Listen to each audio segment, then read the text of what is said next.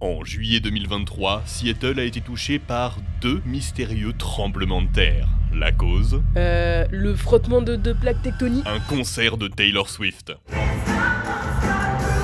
Ces soirs-là, près de 70 000 personnes ont sauté au rythme de la musique, créant une secousse de 2.3 sur l'échelle de Richter. Le Swiftquake. Voilà, c'est ça que je veux. Déclencher une catastrophe naturelle ? Non, créer un phénomène comme Taylor Swift, être une star de la musique, me produire devant des milliers de personnes qui m'adorent et gagner un max de thunes pour mener une vie de rêve. Attends, calme-toi 2 secondes, c'est quand même un milieu très dur. Contrairement à ce qu'on croit, le club des chanteurs milliardaires est très sélect. Seulement quelques-uns ont réussi. Mais et ma magnifique voix ? Y a pas vraiment que ça qui compte. Bon, sauf si ton but c'est juste de gagner The Voice. Genre, mettons que t'arrives à créer un buzz comme Doja Cat et son titre Mou.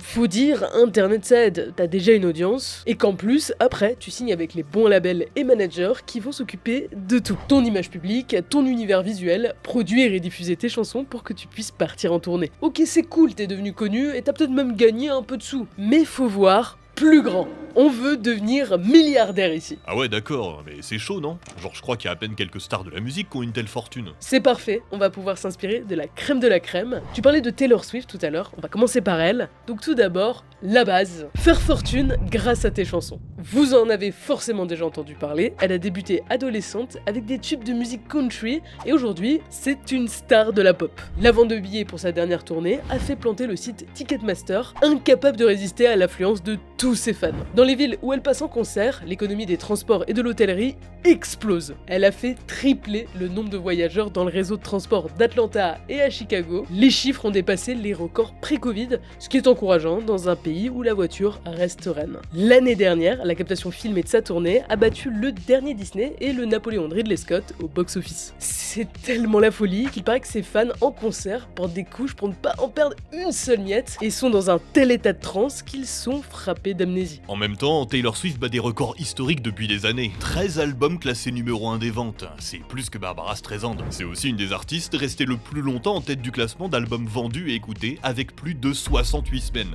Plus qu'Elvis Presley. Elle a aussi remporté 4 fois le Grammy Award de l'album de l'année. Une des récompenses les plus importantes de la musique américaine. Pulvérisant les records de légendes comme Stevie Wonder ou Frank Sinatra. Sa tournée actuelle, qui doit encore durer jusqu'en août 2024, a déjà rapporté plus d'1 milliard de dollars. C'est plus que la tournée d'Elton John avec ses 900 millions de recettes. Bref, un nouveau record et un statut quasi assuré de milliardaire pour l'année 2024, avec la majorité de ses revenus provenant donc de sa carrière musicale. C'est impressionnant, à se demander comment elle fait. Qu'est-ce qu'elle a de si spécial ? La question revient hyper souvent. Elle s'est battue pour être payée correctement pour ses chansons. L'interprète en est rarement l'unique propriétaire. Il signe chez un label qui se charge de la prod et de la diffusion. Et souvent, les jeunes chanteurs finissent par céder leurs droits sur leur musique dans les négociations de contrat et le regrettent plus tard. Les premiers albums de Taylor Swift ont été signés chez un label qui a finalement été racheté. Ça arrive, mais du coup, elle en a perdu les droits. Qu'à cela ne tienne, elle décide de réenregistrer ses morceaux afin de dévaloriser les anciennes versions. Et ça paye, non seulement les fans suivent le jeu en privilégiant les Taylor's Version, mais en plus, elles battent leur propre record de vente. Après, tout le monde n'a pas la chance d'avoir une commu aussi soudée. Elle a bossé pour. Une des choses qui a fait sa renommée chez les fans, c'est la redistribution de sa fortune. Elle lâche régulièrement des millions pour les victimes de catastrophes naturelles, pour des assos en difficulté, donne aux banques alimentaires de toutes les villes où elle se produit, et va même jusqu'à envoyer personnellement de la thune aux gens dont l'histoire la touche sur les réseaux sociaux. Difficile de ne pas avoir envie de lui rendre l'appareil. Et c'est pas tout, en 2014, tous les titres de Taylor Swift disparaissent de Spotify. En désaccord avec le mode de rémunération de la plateforme, elle menace de faire la même chose pour Apple Music, qui n'a pas prévu de rémunérer ses artistes pendant la période d'essai gratuit des utilisateurs. Certains appellent ça mettre la pression, moi j'appelle ça un bras de fer. Surtout qu'elle a raison, les plateformes ont précarisé encore plus les artistes de la musique. Plusieurs spécialistes ont calculé que pour 30 secondes de stream d'un morceau, l'ayant droit gagne environ 0,004 €. Pour gagner le SMIC, il faudrait donc faire à peu près 430 000 écoutes par mois. Selon Le Monde, seul 1% des artistes sur Spotify génèrent assez pour en vivre. De son côté, Taylor Swift a obtenu gain de cause. Apple Music a revu son système de rémunération et Spotify a assuré l'exclusivité de ses nouveaux albums aux abonnés payants. Ça paraît rien, mais dans un milieu de la musique chamboulé par le numérique et le streaming, mieux vaut assurer tes arrières. Surtout si t'es l'artiste la plus écoutée de 2023 sur Spotify. Alors, est-ce que t'as pris des notes ? Ouais, c'est bon, et je sais ce qu'on va faire après. Arrêtez la musique. Attends, quoi? Mais c'est pas logique du tout. On est au sommet de notre gloire. Je vais t'expliquer. Si tu matais le Super Bowl, la finale de la Ligue de football américaine, en 2023, t'as dû voir ça à la mi-temps. Rihanna, visiblement enceinte, tout de rouge vêtue, qui a ambiancé le stade avec ses plus gros tubes. Alors, c'est une tradition pour le show du Super Bowl, et comme à chaque fois, il a été autant acclamé que critiqué. Mise en scène impeccable, mais pas assez dansée, sans parler du playback. N'empêche, après la soirée, ces morceaux se mettent à tourner en boucle sur les plateformes. Je l'aime trop. J'avais adoré son dernier album. C'est celui de... 2016? Attends, ça fait 8 ans? Mais je croyais qu'elle avait fait un morceau pour la bande-son de Wakanda Forever. Ouais, mais à part ça, rien, même pour les tournées. Mais alors, comment elle fait pour être la plus jeune femme milliardaire à 34 ans? Regarde le site Forbes, 1,4 milliard de dollars. Je sais pas, sa carrière musicale est impressionnante. Elle a commencé très jeune dans les années 2000, signant son premier contrat avec le label du producteur-rappeur Jay-Z. Son premier album est disque d'or, son deuxième disque de platine, mais c'est son troisième qui va vraiment faire exploser sa carrière avec le cultissime Umbrella. Et de là, c'est l'ascension sans fin. Faut se dire qu'entre ses débuts en 2005 et 2012, c'est quasiment un album par an, avec à chaque fois des bangers et des collabs avec de grosses pointures, Jay-Z, Kanye West, Britney Spears. Mais en parallèle de cette success story, elle a aussi construit son image de marque dans le monde de la mode. Elle a créé 7 parfums, collabore avec des maisons prestigieuses comme Gucci ou Armani, signe un contrat avec Puma en 2014 et devient la première ambassadrice noire de Dior en 2015. Bref, elle a creusé son trou et elle avait un projet. Après son retrait du monde de la musique, elle décide de lancer sa propre marque de maquillage. Son cheval de bataille, l'inclusivité. Sa gamme de fond de teint va des carnations les plus claires aux plus foncées. Pour assurer son succès, elle s'est même offert l'aide de LVMH, le numéro 1 mondial dans l'industrie du luxe. Et elle en remet une couche avec sa ligne de sous-vêtements. Ici aussi, même démarche inclusive, de la lingerie pour les tailles les plus fines aux plus rondes, devançant Victoria's Secret sur ce terrain. Ça se fait pas mal chez les chanteurs de diversifier ses revenus avec d'autres activités, sans forcément arrêter la musique. Le chanteur Bono a investi dans Facebook, Céline Dion a lancé sa chaîne de restaurant, Renaud s'est mis à collectionner des planches de BD de Tintin qu'il revend aux enchères. Ok, donc une fois qu'on est riche et célèbre, faut se mettre à investir dans d'autres domaines et lancer des business. Ça fait gagner encore plus d'argent. Comme ça, on peut commencer à mener une vie de star. Ok, alors là, pousse-toi, c'est mon domaine. L'un des rappeurs les plus influents de sa génération, parti de rien, né à New York, il côtoie un milieu marqué par la drogue et la violence. À ses débuts dans les années 90, personne ne croit en lui, les maisons de disques le boudent.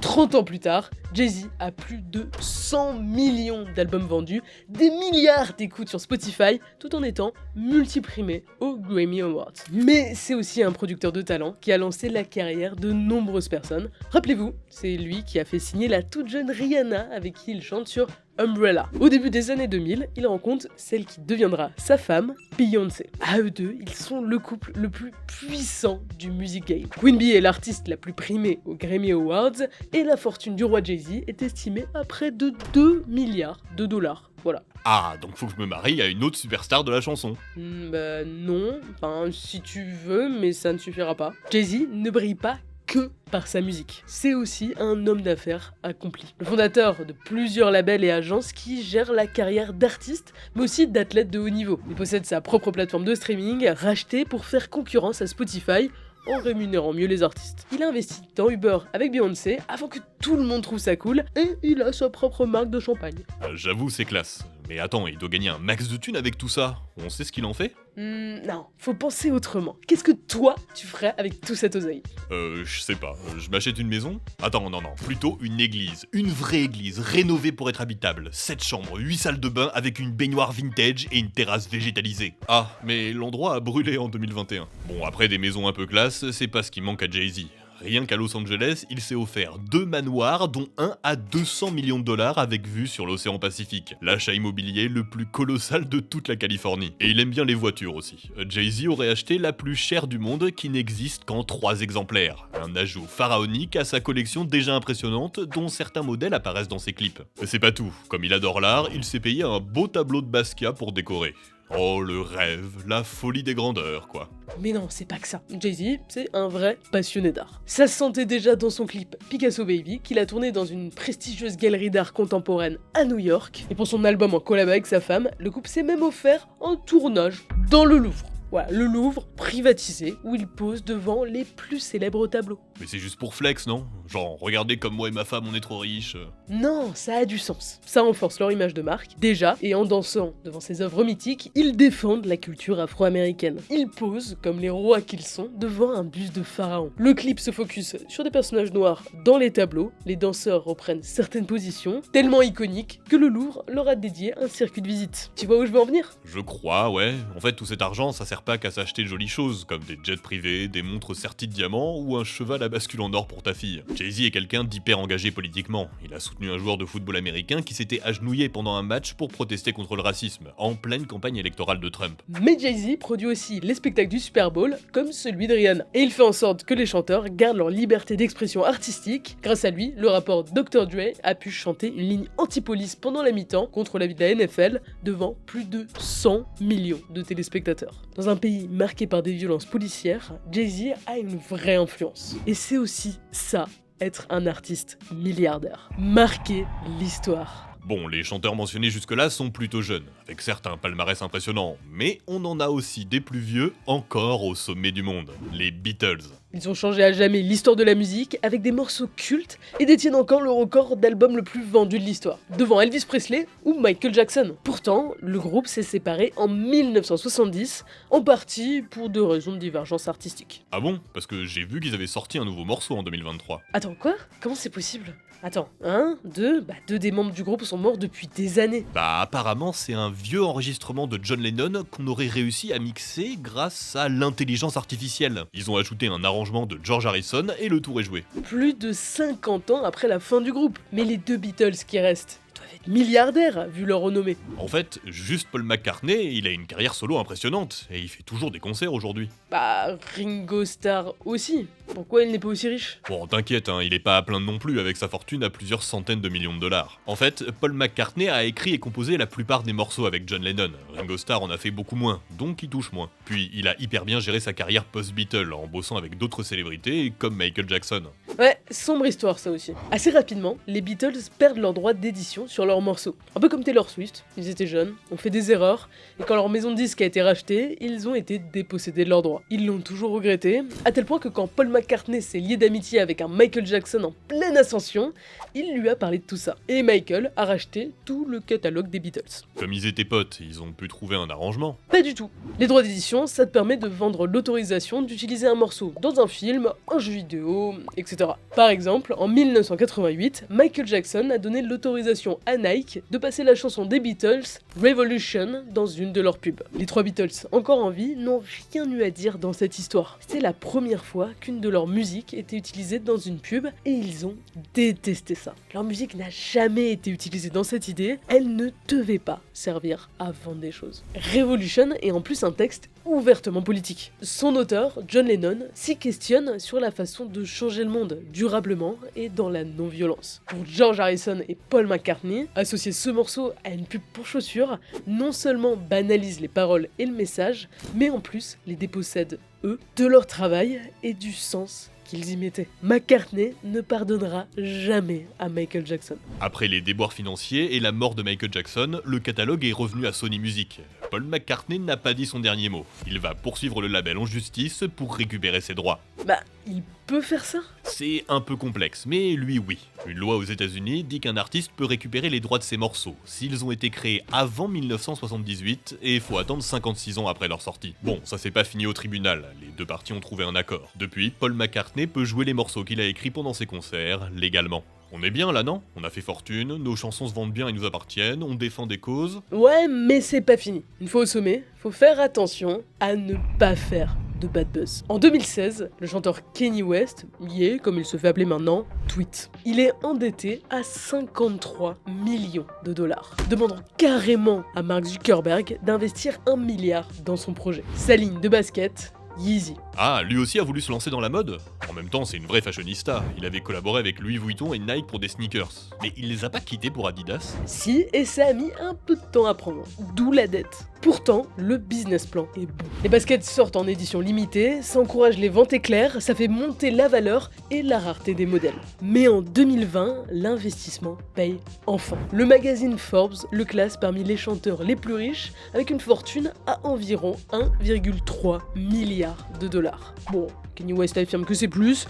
Faut dire que ça fait des années qu'il insiste pour être classé comme milliardaire. Maintenant tout roule, il signe avec d'autres grandes marques. Sa collaboration avec Adidas est tellement rentable qu'elle a permis de garder la marque à flot pendant le Covid. Et c'est pas son seul projet, je crois qu'il veut aussi se lancer dans l'immobilier. Il a racheté un ranch dans le Wyoming pour construire une ville tout autour. Kanye West, c'est un gars qui a de l'ambition. Il se compare souvent à Walt Disney ou Steve Jobs. Il veut laisser une trace dans le monde.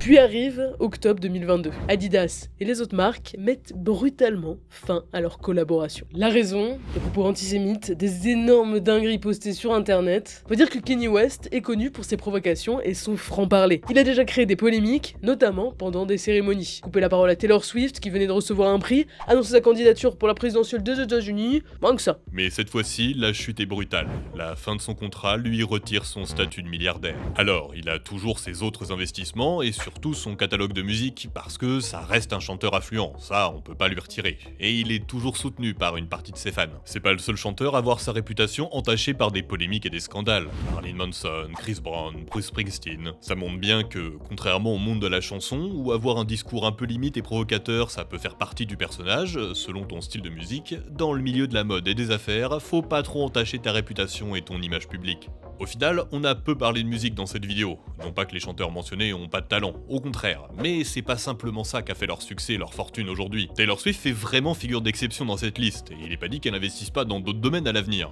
Elle a déjà fait du cinéma par exemple. Ton image, ton business, tes projets, tes engagements, tout ça, ça joue. Et encore, le classement des chanteurs les plus riches change tous les ans. Ça avait rien à voir en 2014 par exemple. Rihanna était 38e dans la liste de Forbes, c'était le rappeur Dr. Dre et Beyoncé qui occupaient la première et deuxième place. On retrouvait plus de musiciens historiques comme les Eagles ou Bruce Springsteen. Et même l'année d'avant, c'était différent, avec Madonna et Lady Gaga au sommet. Qui sait qui sera au top l'année prochaine? Ce qui est sûr, c'est qu'il n'y avait pas autant de milliardaires avant. Ça s'est vraiment emballé ces dernières années, avec des stars issues du milieu du rap et du hip-hop, où on avait souvent les clichés de gars qui jetaient l'argent par les fenêtres en s'achetant tout et n'importe quoi. Avec ces nouveaux chanteurs milliardaires, on casse cette image bling-bling. Il faut pas nier non plus les aspects les plus sombres de ce milieu, encore touchés par les addictions en tout genre, les violences et les scandales. Mais voir des gens qui investissent une partie de leur richesse pour défendre des causes qui leur tiennent à cœur, ça fait que confirmer la marque qu'ils laisseront dans l'histoire.